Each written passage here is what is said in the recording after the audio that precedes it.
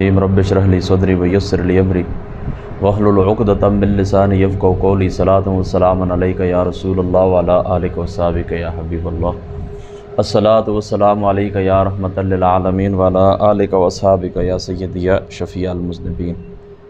हमारा जो दर्स था दर्स कुरान, ये आयत नंबर 188 तक मुकम्मल हो चुका था सूरह बकरा शरीफ। आगे अल्लाह ताला फरमाता है यसअलूनका अनिल अहिल्लाह, दरियाफ़्त करते हैं आपसे नए चाँदों के मुताल्लिक़। ये जो चाँद तुलू होता है फिर दरमियान के अंदर पहुँच कर ये बद्र कमाल बनता है। पहले बिल्कुल एक खजूर की जो टहनी होती है उसकी मिसल होता है, एक पतली कमान की मिसल होता है, फिर 14वीं रात को ये खूब चमकता है, फिर आखिरी रातों के अंदर ये फिर घट जाता है। इसके मुताल्लिक़ आपसे सवाल करते हैं, चाँद से मुताल्लिक़ आपसे सवाल करते हैं। कुल हिय मवाक़ीतु लिन्नास वल हज, यानी सवाल ये करते हैं ना कि ये क्यों घटते हैं और बढ़ते हैं। फरमाइए कि ये वक्त की इलामतें हैं लोगों के लिए और हज के लिए। अब यहाँ पर इस बात को आपने गौर से समझना है।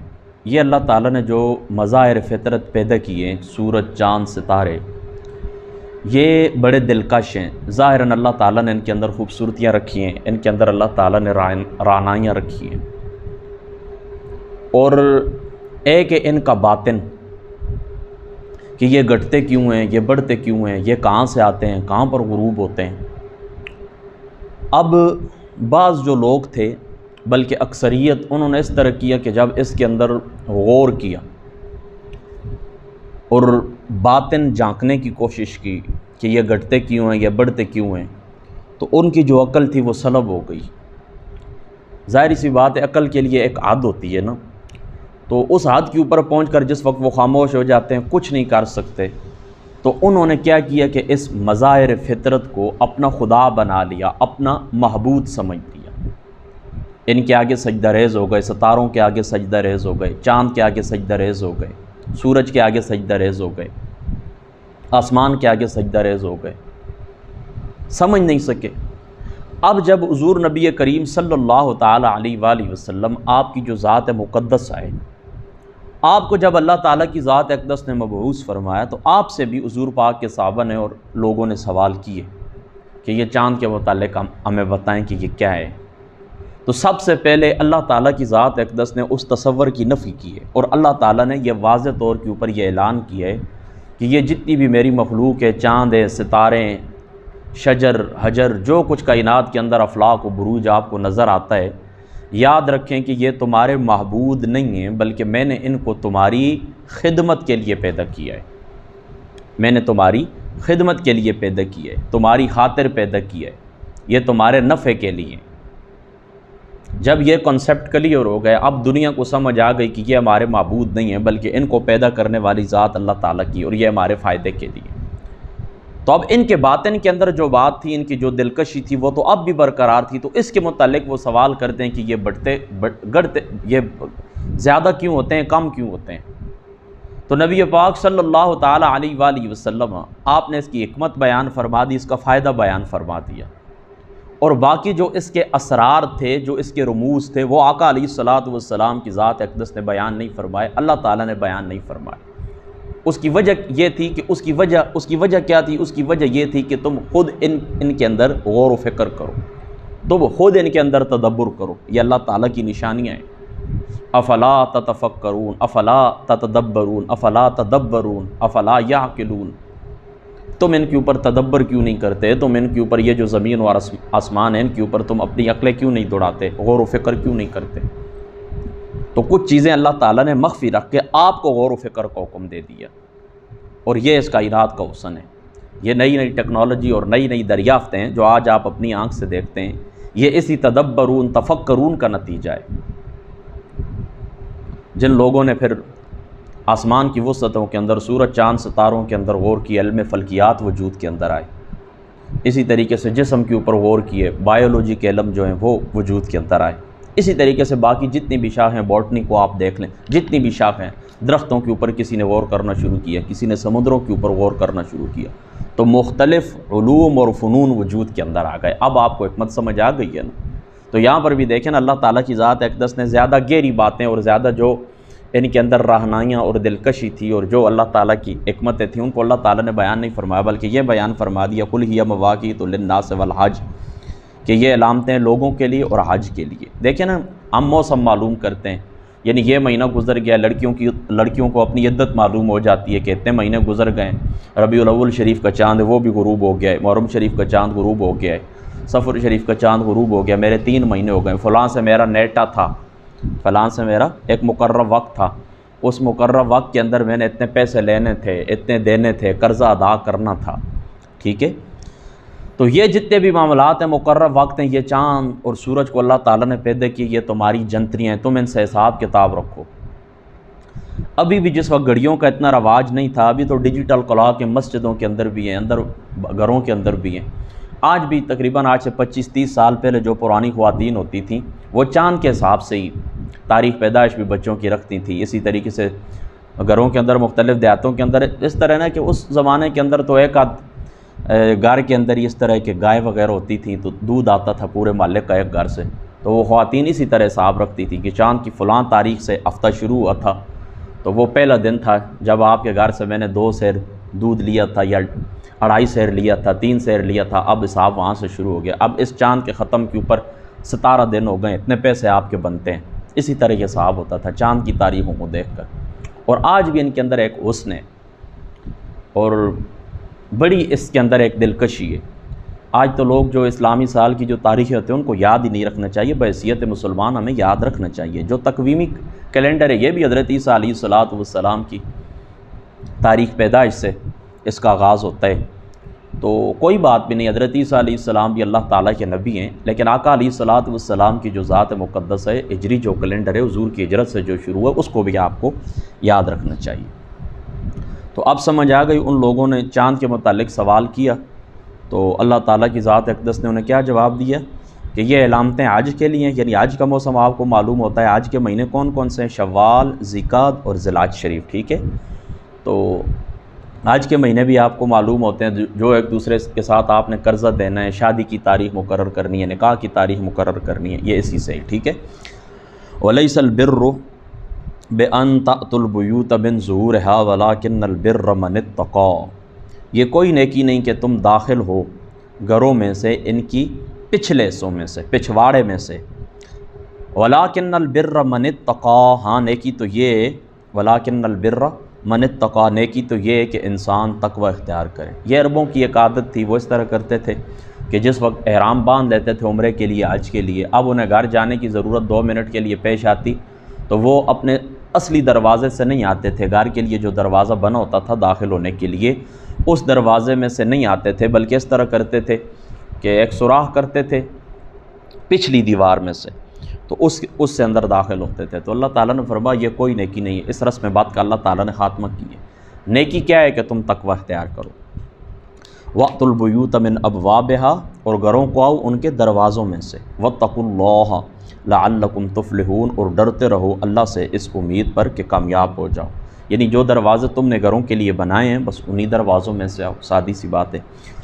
اور یہاں پر بعد مفسرین نے یہ بھی لکھا ہے کہ جو بندہ کام کو صحیح کرے نا تو وہ کہتے ہیں یہ ٹھیک دروازے کے اوپر آیا ہے، اور جو کام برا کرے تو وہ کہتے ہیں یہ غلط دروازے کے اوپر آیا ہے، اس نے یعنی یہ کام برا کیے، یہ غلط دروازے کے اوپر آیا ہے۔ تو یہاں سے انہوں نے یہ اشارہ بھی لیا ہے نا کہ ٹھیک دروازہ یہ کہ تم خود غور و فکر کرو، اور غلط دروازہ یہ یعنی یہ طریقہ تمہارا ٹھیک نہیں کہ جو چیز ضرورت آئے تم فوراً سوال کرو اور اس کا جواب پا کر سکون حاصل کرو، نہیں، خود بھی اپنی عقل بھی لڑاؤ، ٹھیک ہے۔ بہرحال جو اس کا مفسرین نے معنی لیا ہے وہ یہی ہے کہ تم اپنے جو تمہارے گھروں کے دروازے ہیں نا، وہ آج انشاءاللہ تعالی حدیث پاک کے درس کے اندر بھی میں آپ کو بتاؤں گا کہ قرآن پاک کا ایک ظاہر ہوتا ہے، ایک باطن ہوتا ہے، اور ہر حد کے لیے ایک پہنچنے کی جگہ ہوتی ہے، مطلع ہونے کی جگہ ہوتی ہے، انشاءاللہ تعالی وہ میں آپ کو تفصیلی طور کے اوپر بتاؤں گا۔ وَقَاتِلُوا فِي سَبِيلِ اللَّهِ الَّذِينَ يُقَاتِلُونَكُمْ وَلَا تَعْتَدُوا إِنَّ اللَّهَ لَا يُحِبُّ الْمُعْتَدِينَ، اور لڑو اللہ کی راہ میں ان سے جو تم سے لڑتے ہیں، اور ان پر بھی زیادتی نہ کرنا، بے شک اللہ تعالیٰ دوست نہیں رکھتا زیادتی کرنے والوں کو۔ 12 یا 13 سال مکے کے مسلمانوں کے اوپر ظلم و ستم ہوتا رہا، اب یہ مدینہ ہجرت کر کے آ گئے تو اللہ تعالیٰ کی ذات اقدس نے اب ان کے ظلم کے سبب، جہاد کا سبب کیا ہے؟ ظلم، لڑائی کا سبب کیا ہے؟ ظلم۔ اللہ تعالیٰ نے جو قتال کی اجازت دی ہے، جہاد کا جو حکم دیا ہے، اس کا سبب کیا ہے؟ ظلم۔ اللہ تعالیٰ نے بیان فرما بِأَنَّهُمْ ظُلِمُوا اُذِنَ لِلَّذِينَ يُقَاتِلُونَكُمْ بِأَنَّهُمْ ظُلِمُوا۔ اللہ تعالیٰ کی ذات اقدس نے تمہیں لڑنے کا حکم دیا، اس کا سبب کیا ہے؟ ظلموا، تمہارے اوپر ظلم کیا گیا ہے، تم مظلوم ہو۔ تو جنگ کا، جہاد کا جو سبب ہے وہ کیا ہے؟ ظلم۔ جب ظلم ہو جہاد فرض ہو جاتا ہے۔ اور لڑو اللہ کی راہ میں ان سے جو تم سے لڑتے ہیں۔ دیکھیں، یاد رکھیں، جہاد جو ہوتا ہے اس کا ایک مقصد ہوتا ہے، اور کس کے ساتھ ہوتا ہے؟ یعنی ایک تو جہاد کی غرض و غایت ہے، ایک یہ یاد رکھیں کہ جہاد کس کے ساتھ ہے اور کون سی شرائطیں ہیں جہاد کی۔ یعنی جب جہاد ہوگا تو ایک تو اس کا مقصد واضح ہوگا، دوسرا جہاد کس کے ساتھ کریں گے، کس کے خلاف کریں گے، اور تیسرا کن شرائط کے ساتھ کریں گے۔ تو اللہ تعالیٰ نے یہ سب کچھ تینوں امور اس آیت پاک کے اندر بیان فرما دیے۔ کیا فرما دیا؟ وَقَاتِلُوا فِي سَبِيلِ اللَّهِ۔ مقصد کیا ہے؟ اللہ تعالیٰ کی راہ کے اندر لڑنا، یہ جہاد کا مقصد ہے۔ اور کن سے لڑنا ہے؟ الَّذِينَ يُقَاتِلُونَكُمْ، جو لوگ تمہارے ساتھ لڑے ہیں، یعنی باقیوں سے نہیں، جنہوں نے ہتھیار نہیں اٹھائے ان سے نہیں، جو بچے ہیں، جو پھلدار درخت ہیں، ان کو تم نے نہیں کاٹنا، بچوں کو تم نے نہیں مارنا، خواتین کو تم نے نہیں مارنا، ان لوگوں سے لڑنا ہے جو تم سے لڑے ہیں۔ اور یہ احادیث مبارکہ کے اندر بھی آتا ہے کہ پادریوں کو قتل نہیں کرنا، راہبوں کو قتل نہیں کرنا، کھجور کے درختوں کو نہیں کاٹنا، کھیتیوں کو نہیں جلانا، درختوں کو تباہ نہیں کرنا، چھوٹے بچوں کو کچھ نہیں کہنا، خواتین کو کچھ نہیں کہنا۔ ٹھیک ہے، تو یہاں پر بھی دیکھیں نا، گویا کہ وہ جو احادیث مبارکہ ہیں نا، جو جہاد کی تفصیلات بیان فرماتی ہیں، جو جہاد کی شرائط بیان فرماتی ہیں، گویا کہ وہ احادیث مبارکہ قرآن پاک کی یہ جو آیت مبارکہ ہے، اس آیت کے اس حصے کی تفصیل، تشریح اور توضیح بیان فرمانے والی ہیں کہ کن الذین یقاتلونکم، صرف ان سے لڑنے ہیں جو تم سے لڑنے والے ہیں۔ اب درخت آپ سے لڑتے ہیں، بچے آپ سے لڑتے ہیں، خواتین آپ سے لڑتی ہیں، راہب آپ سے لڑتے ہیں، پرامن لوگ آپ سے لڑتے ہیں، نہیں لڑتے نا، لہذا وہ حدیث پاک کے اندر اس کی تفصیل ہے کہ ان لوگوں سے آپ نے نہیں لڑنا ہے، صرف ان لوگوں سے لڑنا ہے جو آپ سے لڑیں۔ ولا تعتدوا، اور شرط یہ کہ یاد رکھو ان میں سے بھی حد سے نہیں بڑھنا، بس جتنا انہوں نے کیا ہے اتنا ہی تم نے کرنا ہے۔ ان اللہ لا يحب المعتدین، اللہ تعالیٰ کی ذات اقدس حد سے بڑھنے والوں کو پسند نہیں فرماتے۔ وَاقْتُلُوهُمْ حَيْثُ ثَقِفْتُمُوهُمْ وَأَخْرِجُوهُمْ مِنْ حَيْثُ أَخْرَجُوكُمْ وَالْفِتْنَةُ أَشَدُّ مِنَ الْقَتْلِ وَلَا تُقَاتِلُوهُمْ عِنْدَ الْمَسْجِدِ الْحَرَامِ حَتَّى يُقَاتِلُوكُمْ فِيهِ فَإِنْ قَاتَلُوكُمْ فَاقْتُلُوهُمْ كَذَلِكَ جَزَاءُ الْكَافِرِينَ، اور قتل کرو انہیں جہاں بھی انہیں پاؤ، اور نکال دو انہیں جہاں سے انہوں نے تمہیں نکالا تھا، اور فتنہ انگیزی قتل سے بھی زیادہ سخت ہے۔ ولا تقاتلہم، اور نہ جنگ کرو ان سے مسجد حرام کے قریب یہاں تک کہ وہ خود تم سے وہاں جنگ کرنے لگیں، سو اگر وہ لڑیں تم سے پھر انہیں قتل کرو، یہی سزا ہے ایسے کافروں کی۔ یہاں پر دو باتیں آپ نے یاد رکھنی ہیں۔ سب سے پہلے یہ بات آپ یاد رکھیں کہ یہ جو صلح حدیبیہ ہوا تھا نا، تو اس کے اندر یہ شرط طے پائی تھی کہ اگلے سال آپ اس طرح کریں گے کہ آپ آئیں گے، اسلحہ وغیرہ ساتھ نہیں لا سکتے، اور آپ جو احرام باندھ کر آپ یہ جو طواف ہوتا ہے یہ طواف آپ کر لیں۔ تو اب بعض مسلمانوں کو خطرہ دل کے اندر پیدا ہوا کہ یہ تو اللہ تعالیٰ کا حرم ہے، کیونکہ جاہلیت کے اندر بھی یہ رسم تھی، یہ دستور تھا کہ ان لوگوں نے مقرر کیے ہوئے تھے 4 مہینے حرمت والے کہ ان کے اندر ہم نے جنگ وغیرہ نہیں کرنی۔ وہ مہینے ذیقعد شریف، ذی الحج شریف، محرم شریف، رجب شریف، یہ 4 ماہ مقدس تھے حرمت والے۔ پھر اللہ تعالیٰ نے جب اسلام آ گیا تو اللہ تعالیٰ نے ان کی حرمت کو اسی طرح باقی رکھا ہے۔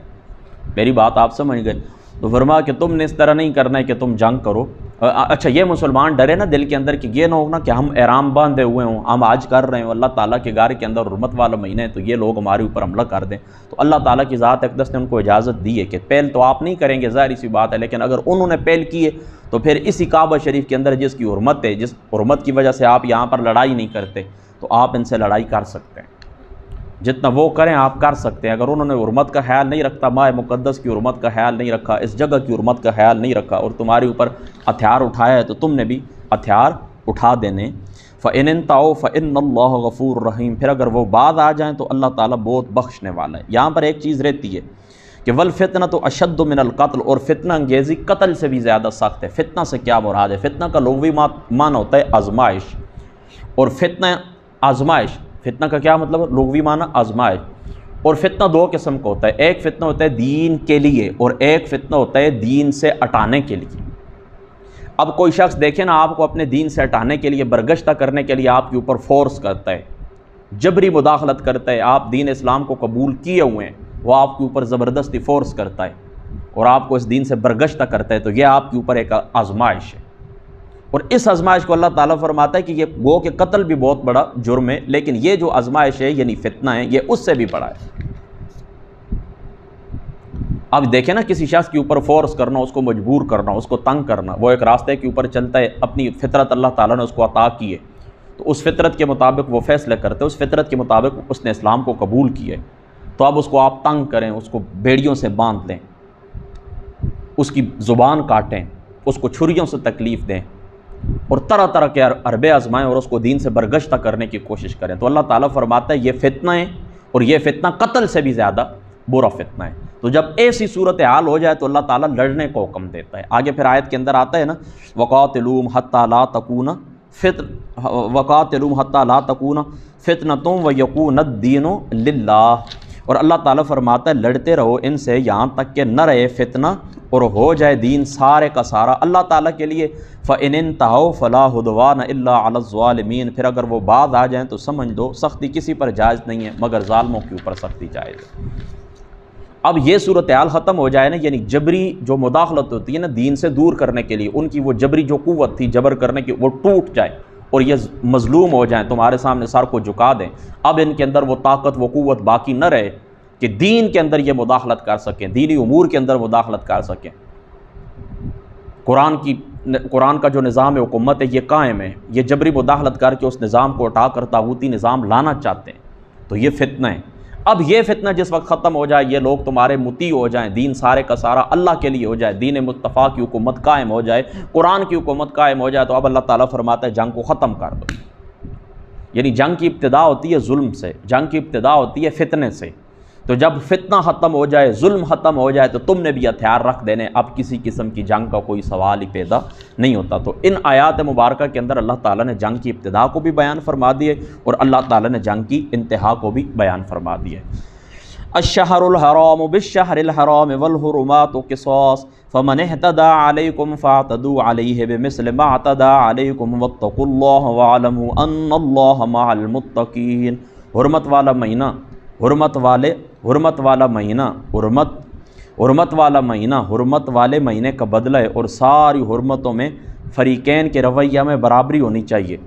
تو جو تم پر زیادتی کرے یا اس پر زیادتی کر لو، جو تم پر زیادتی کرے تم اس پر زیادتی کر لو، لیکن اس قدر زیادتی، لیکن اس قدر جتنی زیادتی، لیکن اسی قدر جتنی زیادتی اس نے تم پر کی ہو، اور ڈرتے رہو اللہ تعالیٰ سے، اور جان لو اللہ تعالیٰ کی نصرت پرہیزگار لوگوں کے ساتھ ہے۔ یعنی جتنی زیادتی ان لوگوں نے کی ہوتی تم کر سکتے ہو، اس سے زیادہ نہیں کر سکتے۔ اگر تم زیادہ کرو گے یعنی جتنا انہوں نے کیا اس سے زیادہ آگے بڑھو گے۔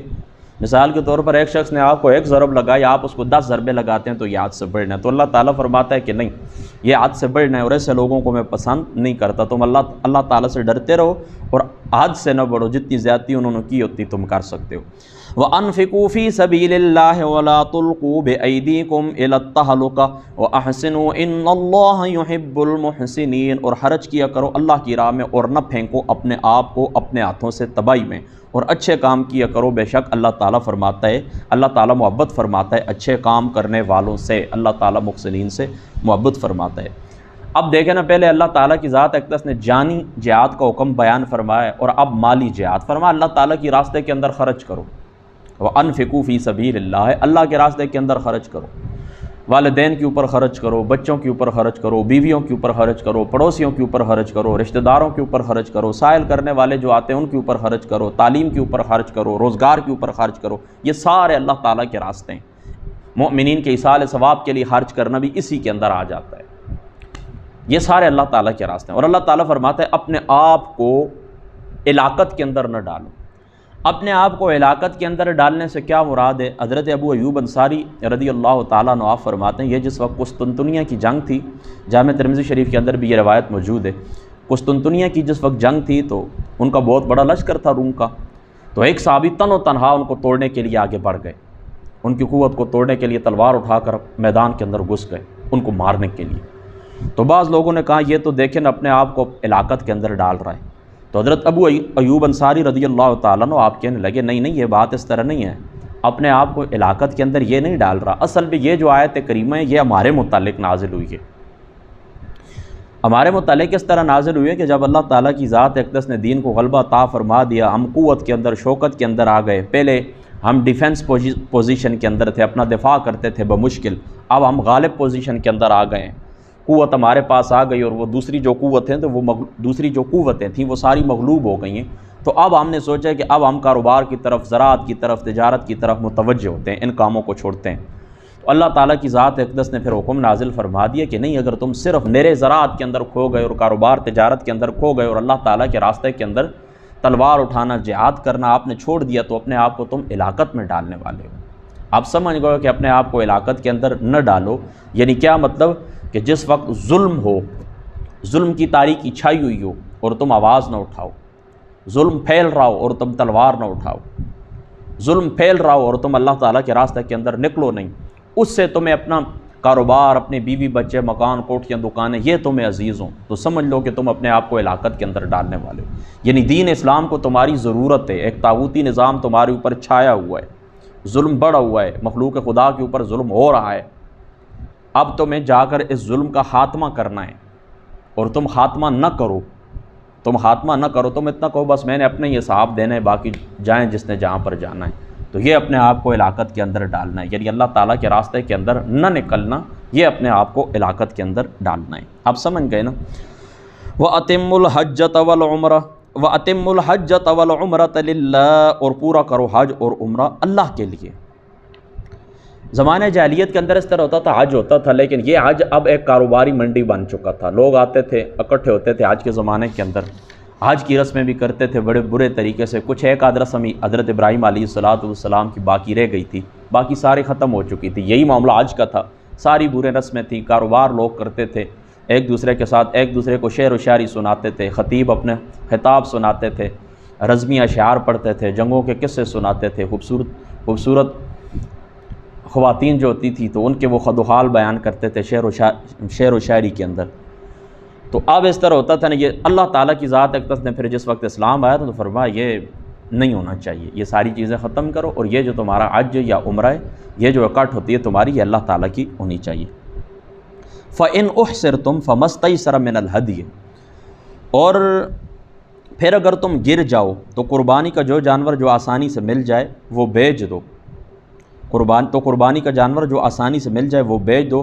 وَلَا تَحْلِقُوا رُؤُوسَكُمْ، اور نہ منواؤ اپنے سر، حَتَّى يَبْلُغَ الْهَدْيُ مَحِلَّهُ، یہاں تک کہ پہنچ جائے، يَبْلُغَ الْهَدْيُ مَحِلَّهُ، یہاں تک کہ پہنچ جائے قربانی کا جانور اپنے ٹھکانے کے اوپر۔ یہ اس طرح ہوتا ہے نا کہ آپ حج کے لیے نکلے، احرام آپ نے باندھ لیا ہے، عمرے کے لیے آپ گھر سے نکلیں، تو اب راستے کے اندر کسی وجہ سے دشمن نے رکاوٹ ڈال دی ہے، کوئی بھی معاملہ ہو گیا، آپ رک گئے ہیں، تو جو قربانی کا جانور آپ کے پاس تھا نا، آپ وہ قربانی کا جانور مکہ شریف بھیج دیں، اور جن مقامات کے اوپر یعنی جہاں پر قربانی ہوتی ہے، قربانی کی جو جگہ ہے، آپ یقین کر لیں کہ اب قربانی کا جانور وہاں پر پہنچ گیا ہوگا، تو اب اس طرح کرو، اپنے بال منڈوا کر اپنے آپ کو احرام کی پابندیوں سے آزاد کر لو، وہ بندہ احرام کی پابندیوں سے آزاد ہو جائے گا، پھر یہ جو عمرہ ہے یا حج ہے، پھر بعد میں اس کی قضا ہوگی۔ اب آپ سمجھ گئے ہیں نا؟ تو اللہ تعالیٰ فرماتا ہے اگر تم روکے جاؤ نا، تو پھر جو تمہارے پاس قربانی کا جانور ہے وہ تم قربانی کا جانور آگے بھیج دو، اور وہ کیا کریں گے، قربانی کا جانور جس وقت اپنے مقام کے اوپر پہنچ جائے تو بال کٹوا کے تم اپنے احرام سے آزاد ہو سکتے ہو۔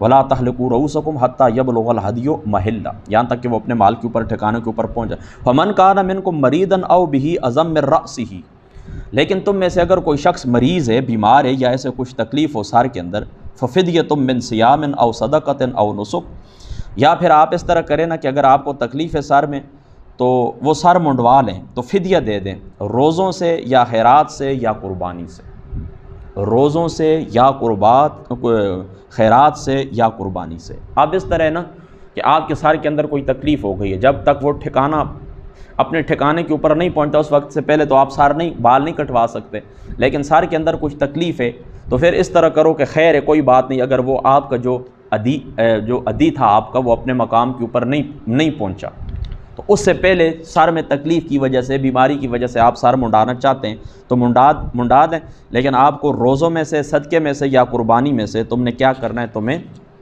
فدیہ ادا کرنا ہوگا، تمہیں کیا کرنا ہوگا، فدیہ ادا کرنا ہوگا۔ اللہ اکبر۔ اچھا، اب وہ جو فدیہ ہے وہ آپ کس طرح دیں گے؟ وہ جو فدیہ ہے وہ آپ کس طرح دیں گے؟ 3 روزے، یعنی اللہ تعالیٰ فرماتا ہے نا فدیہ آپ نے دینا ہے کن سیامن، کس میں سے فدیہ دینا ہے؟ سیام، روزوں میں سے۔ تو روزے کتنے؟ صحیح حدیث سے ثابت ہے کہ یہ روزے 3 ہیں۔ وقت سے پہلے سر منڈوا لیں، کوئی بات بھی نہیں تکلیف کی وجہ سے، لیکن 3 روزے رکھنے ہوں گے، ٹھیک ہے؟ یا پھر اس طرح کرنا ہے کہ 6 مسکینوں کو 2 سیر گندم آپ نے دینی ہے، یا پھر 4 سیر جو آپ نے ادا کرنا ہے، جو صدقہ فطر کی مقدار ہوتی ہے اس کے مطابق، ٹھیک ہے؟ فدیہ دیں من سیامن، روزوں میں سے 3 روزے رکھ لیں، او صدقۃ، یا پھر صدقہ دیں۔ کتنا صدقہ؟ 6 مسکینوں کو 2 سیر گندم آپ دے دیں 6 مسکینوں میں سے، 6 مسکینوں کو، یا پھر اگر آپ نے جو دینے تو 4 سیر آپ نے جو ادا کرنے، یا پھر آپ نے قربانی کرنی ہے، او نسکن، یا قربانی ہے تو قربانی میں سے پھر آپ نے کیا کرنا ہے کہ کم از کم 1 بکری آپ ذبح کریں اور پھر آپ اپنے بال کٹوا لیں، یہ فدیہ ہے۔ آگے اللہ تعالیٰ فرماتا ہے فَإِذَا أَمِنْتُمْ، سمجھ گئے نا اس بات کو، اور جب تم امن میں ہو جاؤ اور حج سے پہلے یعنی مکہ کو پہنچ جاؤ، تو فَمَن تَمَتَّعَ بِالْعُمْرَةِ إِلَى الْحَجِّ، تو جو فائدہ اٹھانا چاہے عمرہ کا حج کے ساتھ، فَمَسْتَيْسَرَ مِنَ الْهَدْيِ، تو جو اسے میسر ہو قربانی میں سے یعنی ہدی میں سے، فَمَن لَمْ يَجِدْ، تو وہ کیا کرے؟ فَمَن لَمْ يَجِدْ، اب دیکھیں نا پہلے اس کو سمجھ لیں، فَإِذَا أَمِنْتُمْ، اور جب تم امن میں ہو جاؤ، فَمَن تَمَتَّعَ بِالْعُمْرَةِ إِلَى الْحَجِّ، اور یعنی اور حج سے پہلے مکہ پہنچا تو جو فائدہ اٹھانا چاہے عمرہ کا حج کے ساتھ، تو جو اسے میسر ہو وہ قربانی دے، جو اسے میسر ہو وہ قربانی دے۔ یہاں پر آپ نے تھوڑی سی بات یاد رکھنی، یہاں پر اللہ تعالیٰ کیا فرماتا ہے کہ جو بندہ عمرہ کے ساتھ حج کا فائدہ بھی اٹھانا چاہے، یعنی ایک سفر کے اندر آپ نے 2 کام کیے، یعنی عمرہ بھی کر لیے اور حج بھی کر لیے۔ دیکھیں نا ایک بندہ یہاں سے جاتا ہے نا تو وہ اس طرح کرتا ہے، ایک ہوتا ہے حج افراد۔ حج افراد وہ ہوتا ہے کہ ایک سفر کے اندر آپ نے ایک ہی کام کیا ہے، یعنی حج کیا ہے، بس بات ختم ہو گئی، یہ حج افراد ہے۔ ایک ہوتا ہے حج تمتع۔ حج تمتع وہ ہوتا ہے احرام آپ نے باندھا ہوا ہے، پہلے آپ جا کر عمرہ کریں، تو عمرہ کیا ہوتا ہے؟ یہی ہوتا ہے نا کہ طواف ہوتا ہے، صحیح ہوتی ہے، پھر صحیح کے بعد بال کٹ، یہ عمرہ ہوتا ہے۔ تو اب اگر آپ نے اس طرح کیا کہ حج تمتع آپ نے کیا ہے، پہلے احرام باندھا ہے آپ نے، احرام باندھ کر آپ نے عمرہ کر لیے، اب احرام کی پابندیوں سے آپ آزاد ہو گئے ہیں، وہ احرام آپ اتار دیں، پھر حج کا موسم، حج کے دن شروع ہو جائیں تو حج کر لیں، اس کو کہتے ہیں حج تمتع۔ اور ایک ہوتا ہے حج قران۔ حج قران وہ ہوتا ہے کہ ایک کی احرام کے اندر دونوں کی نیت ہوتی ہے، یعنی عمرہ بھی اور حج بھی، پہلے آپ عمرہ کر لیں، پھر احرام کی پابندیوں سے آپ آزاد نہیں ہوں گے، پھر اسی احرام کے اندر آپ نے حج بھی کرنا ہے، اس کو کہتے ہیں حج قران۔ تو جو بندہ حج افراد والا ہے اس کے اوپر تو کوئی قربانی نہیں ہے، لیکن جو حج تمتع والے اور حج قران والے ہیں ان کے اوپر قربانی ہے، شکریہ کے اندر، یعنی ایک سفر کے اندر آپ نے فائدہ اٹھایا نا، یعنی آپ یوں سمجھ لیں اپنی زبان میں، یعنی ایک تیر سے آپ نے 2 شکار کھیلیں۔ تو یہ جو آپ کو اکٹھی اللہ تعالیٰ نے سعادت نصیب فرمائی حج قران کے یا حج تمتع کی وجہ سے، حج قران ہو یا حج تمتع ہو، ایک سفر سے آپ نے 2 چیزیں لے لی، عمرہ بھی اور حج بھی، تو اس کے شکریہ کے اندر اس بندے کے اوپر قربانی ہے، بس یہ بات یاد رکھ۔ حج افراد والے کے اوپر نہیں ہے، لیکن حج تمتع اور حج قران والے کے اوپر کیا ہے؟ قربانی ہے۔ وہ شکریہ کے طور کے اوپر یہ کیا کرے گا؟ قربانی کرے گا، لیکن یہ قربانی اس کے اوپر مستحب ہے، فرض یا واجب نہیں ہے، فرض یا واجب نہیں ہے۔ جس طرح دیکھیں نا یہاں پر ہم جو صاحب استطاعت ہوں، قربانی ہر صورت واجب ہوتی ہے نا، کروڑوں روپے دے دے تو وہ قربانی کا بدلہ تو نہیں ہوتا، کیونکہ قربانی کا رکن کیا ہے؟ خون بہانا، اور خون بہانا تو نصیب نہیں ہوا۔ تو وہاں پر پھر اللہ تعالیٰ ان کو کہتا ہے کہ آپ کو جو میسر ہو آپ وہ قربانی کریں، لیکن اگر نہ کر سکیں فَمَن لَمْ يَجِدْ فَصِيَامُ ثَلَاثَةِ أَيَّامٍ فِي الْحَجِّ وَسَبْعَةٍ إِذَا رَجَعْتُمْ، پھر جیسے قربانی کی طاقت نہ ہو تو وہ 3 دن روزے رکھے حج کے وقت، وَسَبْعَةٍ إِذَا رَجَعْتُمْ، اور 7 جب تم گھر کو لوٹاؤ، تِلْكَ عَشَرَةٌ كَامِلَةٌ، یہ پورے 10 روزے ہوئے۔ پھر اگر وہ بندہ قربانی نہیں کر سکتا، حج تمتع والا، حج قران والا، تو 3 روزے وہاں پر رکھے حج کے دنوں کے اندر، وہ گھر واپس آ کر 7 روزے رکھ لے۔ اب آپ اس بات کو اچھے طریقے سے سمجھ، ایک بات اور رہ گئی وہ بھی یاد رکھیں کہ وہاں پر جو اس طرح نا میقات کی حدود کے اندر جو لوگ رہتے ہیں نا، یا حرم کے جو رہائشی ہیں، میقات کی حدود کے اندر رہتے ہیں، میقات کے اندر ان کی رہائش ہے، یا پھر اس طرح کہ مکہ کے باشندوں اور حدود میقات کے اندر رہنے والے، ان کے لیے حج کران یا حج تمتع نہیں ہوگا، ان کے لیے حج فرض، یہ تو اپنے مقامی لوگ ہیں نا، یہ تو ہر وقت کر سکتے ہیں عمرہ، کوئی بات بھی نہیں۔ لہذا یہ جو تمتع کی یا کران کی اجازت ہے نا، یہ باہر والے لوگوں کے لیے، اور باہر والوں سے کون سے مراد ہیں؟ جو حدود یعنی حرم کے رہائشی بھی نہیں ہیں اور میقات کے اندر بھی نہیں رہتے، میقات کے اندر رہنے والے اور حرم کے جو باشندے ہوتے ہیں، مکہ شہر کے جو باشندے ہوتے ہیں، تو ان کے لیے مکہ شہر کے باشندے اور میقات کے اندر رہنے والے، ان کے لیے اجازت نہیں ہے۔ یہ اجازت اور یہ رعایت باہر والوں کے لیے جو دور دراز سے سفر طے کر کے آتے ہیں، جو دور دراز سے سفر طے کر کے آتے ہیں۔ ٹھیک ہے، سمجھ گئے نا؟ تو اس نے حج کران والے نے یا حج تمتع والے نے قربانی کرنی ہے، اگر توفیق ہو، نہ ہو تو 10 روزے رکھے گا۔ ذالک لمن لم یکن آلہ حاضری المسجد الحرام، یہ رعایت اس کے لیے جس کے گھر والے مسجد حرام کے قریب نہ ہوں، میں آپ کو بتا چکا ہوں پہلے، ٹھیک ہے۔ واتقوا اللہ واعلموا ان اللہ شدید العقاب، اور ڈرا کرو اللہ سے اور جان لو کہ بے شک اللہ تعالیٰ سخت سزا دینے والا ہے۔ یہاں پر آیت نمبر 196 تک ہمارا درس مکمل ہو چکا ہے۔ آج ہماری 23ویں مجلس تھی، سورہ بقرہ شریف کی 196 تک ہمارا درس مکمل ہو گیا۔ اللہ تعالیٰ کی ذات سمجھ کی توفیق عطا فرما۔